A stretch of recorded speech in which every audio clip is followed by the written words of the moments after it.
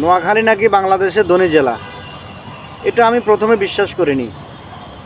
ঢাকা শহর হলো বাংলাদেশের রাজধানী এবং ঢাকা শহরে অনেক শিল্পপতিরা বসবাস করে, অনেক বহুতল ভবন আছে, অনেক বড় বড় স্থাপনা আছে।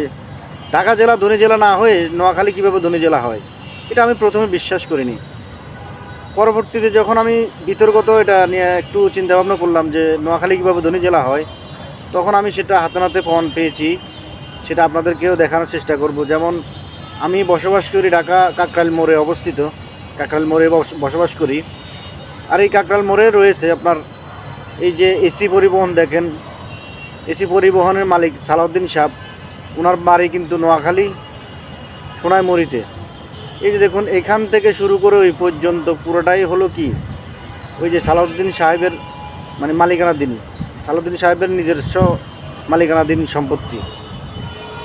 এর পরবর্তীতে আপনাদেরকে আরেকটা জিনিস দেখাই, সেটা হলো এই যে তমা কনস্ট্রাকশন, তমা গ্রুপও বাংলাদেশের সুনামধন্য একজন ব্যবসায়ী প্রতিষ্ঠান। কনস্ট্রাকশন ডিভাইডের জন্য ওরা সেরাই বলতে পারেন বাংলাদেশের জন্য। তাদের এই স্থাপনাগুলো দেখুন, তারা ওইখান থেকে শুরু করে ওই একবার ব্রিজের মাথা পর্যন্ত এই জায়গাটার পুরোটাই মালিক হলো আতাউর রহমান ভূঁইয়া মানিক, যেটা মানিক, ওনার নাম হলো মানিক সাহেব, যেটা নোয়াখালী এই সোনাইমুড়িতেই অবস্থিত ওনার বাড়ি, নোয়াখালী কৃতি সন্তান। আরেকটা জিনিস আপনাদেরকে দেখাই, এই যে এটা সোহাগ হোটেল, সোহাগ হোটেল এই অত্র এলাকার মধ্যে এটার নাম করা একটা হোটেল।